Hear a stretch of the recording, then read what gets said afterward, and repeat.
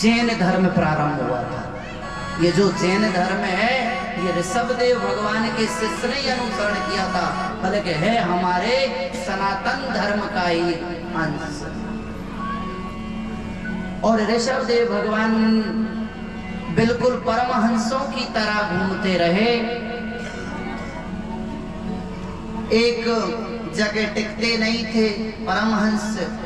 क्योंकि एक परमहंस किसको कहते हैं? जो जैसा मिले, पानी गंदा है कोई फर्क नहीं, कोई खाना क्या दे रहा है कोई फर्क नहीं, बिल्कुल परमहंस प्रवृत्ति में, उनको कोई देह की सुध नहीं, ऐसे रह करके। और ऋषभदेव ने भजन किया और इनके यहाँ समय आने पर इन्होंने देह त्याग किया। अब इधर इनके पुत्र जो भरत जी थे, भरत जी ने भी राज सिंहासन चलाया, लेकिन अंत में छोड़ करके सौंप करके बेटे को और भजन करने के लिए गंडकी नदी के किनारे कुटिया बना करके भरत जी महाराज रहने लगे। एक दिन तपस्या भजन कर रहे थे तो नदी में स्नान के लिए गए। तो नदी में जैसे ही स्नान करने के लिए गए तो सूर्य भगवान को अर्घ दे रहे थे भरत जी महाराज। तो जैसे ही अर्घ देने लगे तो एक हिरणी आई, उसके पीछे एक सिंह था, वो गर्भवती हिरणी ने नदी में छलांग लगाई। अब वो हिरणी तो पार हो गई लेकिन उसका बच्चा नदी में गिर गया। भरत जी जल दे रहे थे, उन्होंने देखा, क्योंकि संत थे, दया है मर जाएगी, उसको लेकर के भरत जी अपनी कुटिया में आए। कुटिया में आने के बाद भरत जी उस हिरणी के बच्चे को पालने लगे, हरी हरी दूब खिलाने लगे, पानी आने पिलाने लगे। तो जो भरत जी महाराज की जो मालाएं थी ना एकाध, वो धीरे धीरे वो मन जो था वो हिरणी के बच्चे में लग गया। और हिरणी के बच्चे में जब मन लग गया तो एक दिन वो हिरणी अपने किसी हिरण के झुंड में जाके मिल गई और भरत जी को बड़ा दुख हुआ। और वो हिरणी के बच्चे के वियोग में भरत जी ने भी अपने शरीर का त्याग कर लिया। शास्त्र कहता है कि अंतिम क्षण में, जब हमारा अंतिम क्षण हो तो हमें समझ जाना चाहिए। शास्त्र का नियम है अंते यामति सागति, अंत समय में जैसी हमारी मति होगी ऐसी हमारी गति होगी। तो वो मति जो थी भरत जी की वो हिरण के बच्चे में थी, तो वो अगले जन्म में भरत जी हिरण बन करके ही पैदा हुए। लेकिन उनको भजन के प्रताप से विस्मृति बनी रही और वो हिरण के बच्चे में ही संतों के आश्रम में जाकर के कथा प्रवचन सुनते, लेकिन वो खाते पीते नहीं थे। तो वो शरीर का भी, हिरण के बच्चे का शरीर का भी भरत जी ने वो शरीर का भी त्याग किया। और फिर तीसरे जन्म में वो एक ब्राह्मण परिवार में जाकर के उन्होंने जन्म लिया। ब्राह्मण परिवार में जब जन्म लिया तो वहां भी उन्होंने सोचा कि यहाँ भी मैं कुछ काम कर रहूंगा तो ये दुनिया वाले मुझे यहाँ भी नहीं छोड़ेंगे, मैं करना चाहता हूँ भजन। तो क्या करें, भाई लोग कहते थे भैया वहां चलो काम करो, तो जड़ भरत को बस एक ही था, भगवान की माला करना, भक्ति करना। इसलिए भैया ने क्या किया, उसका नाम ही पाड़ दिया जड़ भरत। क्योंकि तेरी बुद्धि जड़ है इसलिए उनका नाम पड़ गया जड़ भरत। अब जड़ भरत नाम पड़ गया। भाइयों ने सोचा कि ये निठल्ला यहाँ बैठा रहता है, ऐसा करो इसको अपने खेतों पर ही एक झोपड़ी बना दो, माई रखवाली कर लेगा और माई रह लेगा। अब भरत जी तो परमहंस हैं, वो तो संत हैं, उनको घर में रहे बाहर में रहे क्या फर्क पड़ता है। कुटिया बना दी और खेत पर रखवाली करने लगे। तो जो पशु पक्षी जो भी आते थे तो उनको भरत जी भगाते नहीं थे। क्यों, उनको तो सब जगह राम दिखाई पड़ते थे। तो वो कहने लगे, बोले राम जी की चिड़िया, राम जी का खेत, और चुगो चुगो चिड़िया भर भर पेट, खूब चुगो कोई बना नहीं। अब भाइयों ने आकर के देखा, हे भगवान, इन्होंने तो खेत का ही पंटा ढार कर दिया, इसकी बुद्धि वास्तव में जड़ है। अब संयोग की बात हुई कि एक समय वहां कुछ आदिवासी जो डाकू लोग थे जंगल के, उन्होंने भद्रकाली के से प्रार्थना करी, बोले मेरे कोई संतान हो जाए तो देवी मैया मैं तुझे नरबली दूंगा। नरबली दी। अब भगवान की देवी की कृपा ऐसी हुई कि उसके संतान हो गई। तो उससे डाकू ने कहा, बोले ऐसा करो कोई बढ़िया आदमी देख करके लाओ, देवी कोई बलि देनी। अब और तो पहुंचे नहीं और अठाले बैठे थे भरत जी महाराज, उठा करके उसको देवी के मंदिर में ले आए। अब देवी के मंदिर में ला करके बढ़िया स्नान करवाया। भरत जी महाराज ने जीवन में कपड़े दी पहले, स्नान नहीं किया। उनको क्या था, क्योंकि ये बात है आपको पता होगा, बलि देने वालों की औपचारिकता पूरी की जाती है। बढ़िया नवाया जाता है, तेल लगाया जाता है, सेंट लगाया जाता है, कपड़े बढ़िया पहनाए जाते हैं, यानी पूरा श्रृंगार किया जाता है। अब जड़ भरत को उठा करके ले आए, सेवा होने लगी, बढ़िया मालपुआ छानने लगे। अब उस जो डाकू थे वो देखने लगे, यार ये आदमी गजब है कि एक मरने को बंदा जा रहा है पर खाने में नहीं चूक रहा है, देखो क्या माल उड़ा रहा है। उनको देवी के मंदिर में लाया गया। अब जैसे ही डाकू ने खड़क तलवार निकाली, जड़ भरत बोले भैया ये काई को दिखा रहे हो? डाकू ने कहा, बोले जब से मालपुआ छान रहे थे फोकट के थोड़े थे, अब मालपुआ खाया तो मरने के लिए हो जाओ तैयार। जड़ भरत ने कहा कि भाई ये तो बलि देंगे, लेकिन चलो कोई बात नहीं। जैसे ही हाथ जोड़ करके गर्दन नीची करी तो देवी मैया पर ये सेन नहीं हुआ और भगवती देवी मैया प्रकट हो गई और सबको डाकुओं को ठिकाने लगा करके और अदृश्य हो गई। नमो देव्यै महादेव्यै शिवायै सततम नमः। देवी की स्तुति करी और देवी शांत होकर के अदृश्य हुई। जड़ भरत ने देखा कि जितने थे सब काल के गाल में, वो वहां से चले दिए। अब इधर तो जड़ भरत जी जा रहे हैं और उधर जो रहुगण था, एक राजा था रहुगण, वो सत्संग के लिए जाता था। रहुगण के ने कहा कि आप पालकी में चलो। अब और तो कोई मिला नहीं, एक सेवक की तबीयत खराब थी तो महाराज जड़ भरत को ही लगा दिया।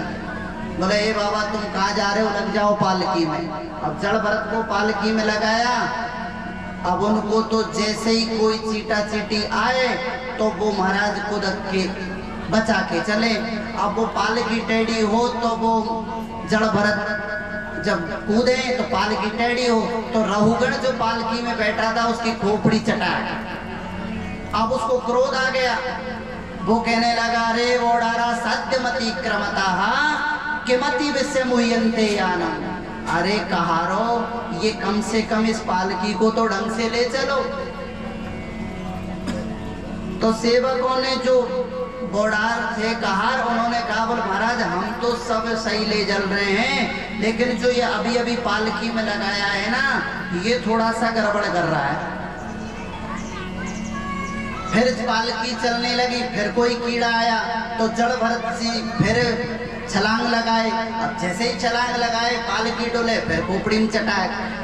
अब तो रहुगण का पारावार नहीं रहा, कहने लगा अयम धुनैव युक्तोपि नेद्रुम व्रजति। अरे सुनो, मैं आपकी वो चिकित्सा करूंगा जैसे यमराज पापी की चिकित्सा करता है, ऐसा दंड दूंगा मैं आपको। अब जब रहुगण ने देखा तो महाराज जड़ भरत जी के कंधों पर जब जनेऊ देखा रहुगण ने तो वो समझ गया कि ये तो मुझसे अपराध बन गया। मेरी पालकी में एक ब्राह्मण लगा हुआ है। तो महाराज रहुगण घबरा गया, नीचे पालकी से कूदा और महाराज जड़ भरत के पैरों में लिपट गया। महाराज मुझे क्षमा करो। क्यों क्यों गिड़गिड़ा रहे हो भैया? हम तो बोले महाराज ना हम विशंके सुरराज वज्रान नात्रस्य शूलान यमस्य दंडात् नान्यर्कं सोमान निलबित पाषाण सशंक भृश्यम ब्रह्म कुलाभमान। मुझे महाराज ना सुदर्शन से डर लगता है, ना भोलेनाथ के त्रिशूल से डर लगता है, ना मुझे किसी हलाहल जहर से डर लगता है, तो फिर काय से लगता है? तो रहुगण बोला महाराज ब्रह्म कुलान पुना, मतलब किसी ब्राह्मण का अपराध ना हो जाए, बस मुझे यही डर लगता है। भरत जी ने कहा सुनो, हम इतने बड़े खतरनाक ब्राह्मण नहीं हैं। जड़ भरत जी रहुगण से यहां संवाद करने लगे। तो जो भरत जी थे उन्होंने कहा था कि राजन आपने क्या कहा था कि आप मेरी ऐसी चिकित्सा करोगे जैसे यमराज पापियों की चिकित्सा करता है। अरे जो दंड होता है वो तो शरीर पर होता है, आत्मा में कोई प्रभाव नहीं पड़ता है। रहुगण ने कहा बोले महाराज कैसे आपने ये बात क्यों की कि भाई कोई जैसे कि चूल्हे पर आप बटलोई रखो तो वो अग्नि नीचे बटलोई को गर्म करेगी और बटलोई पानी को, उसका ताप अग्नि का पानी को गर्म करेगा, तो आपने ये कैसे कह दिया? तो जड़ भरत ने कहा बोले रहुगण वैसे तो आपने संतों का संग किया है, थोड़ी बहुत आप में बुद्धि है, लेकिन आप है मूर्ख। अरे हमारे आत्मा पर किसी भी प्रकार का जो भाई हम किसी पर प्रहार करते हैं तो शरीर पर ही तो पड़ेगा, आत्मा में थोड़ी पड़ेगा। इसलिए आत्मा में कोई प्रभाव नहीं पड़ता है। नैनम छिदन्ति सहस्त्राणी नैनम दहति पावका न चेलम क्लिंद्यापो न सुसंति मारोका। क्योंकि आत्मा ना जल उसको गला सकता है, अग्नि नहीं जला सकती, ना उसको वायु सुखा सकती, क्योंकि आत्मा पर इसका कोई भी प्रभाव नहीं पड़ता है। ऐसे काटे ऐसे छेदे कहाँ वह तीर की ताकत, ऐसे बांधे ऐसे जकड़े कहाँ जंजीर की ताकत। आत्मा पर कोई इसका प्रभाव नहीं पड़ता है। आत्मा अजर अमर है। रहुगण ने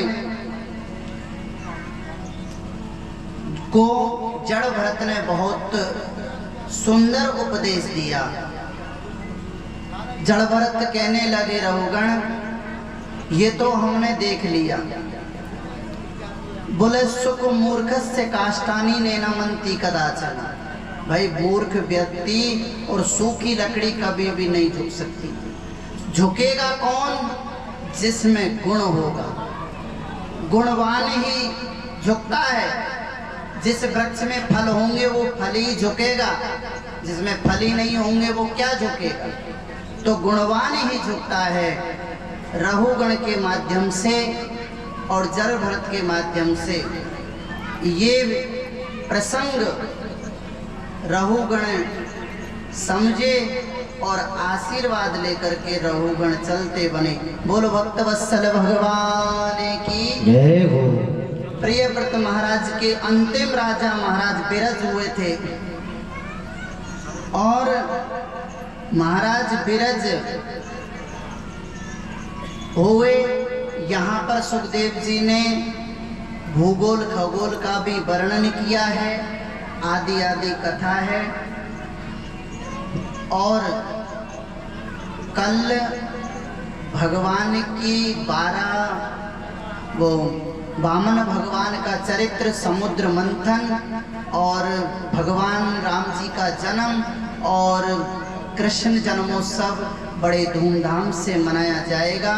इसलिए भगवान के जन्म में माता सब पीले वस्त्र धारण करे, है कि नहीं? क्योंकि पीतांबरधारी है भगवान।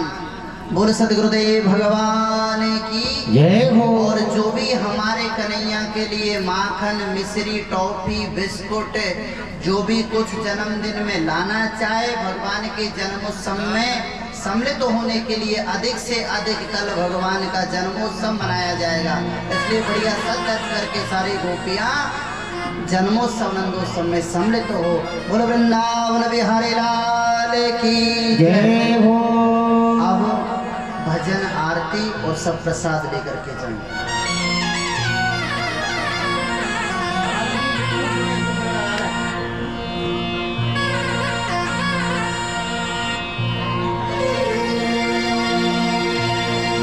भजन करो मस्त जवानी में, बुढ़ापा किसने देखा है।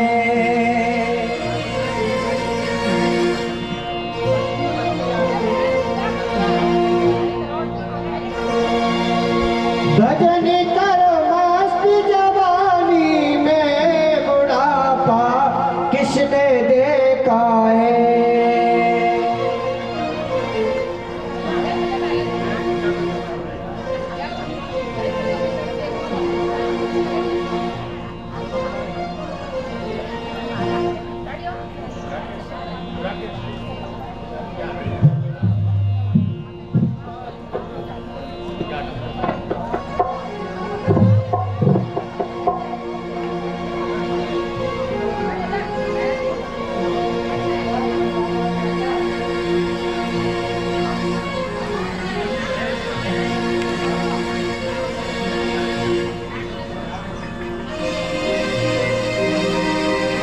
और प्रेम की दीवानी रे हुई, मैं थारा नाम की दीवानी रे। कानूड़ा प्यारा मारी रे गली में, आजा हुई मैं थारा नाम की दीवानी रे। कानूड़ा प्यारा मारी रे गली में, आजा वही रे थारा नाम की दीवानी रे। और प्रेम की दीवानी रे हुई, मैं थारा नाम की दीवानी। प्रेम की दीवानी रे वही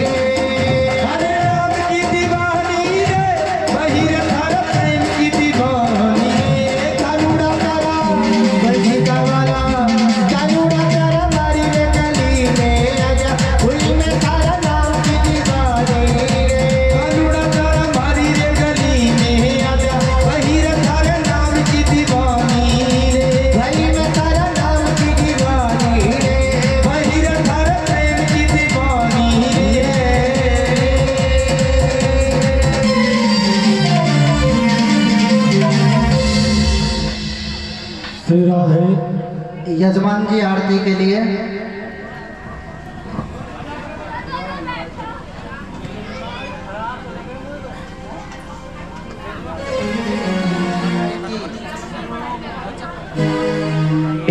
आइए सभी आरती के लिए खड़े हो गए।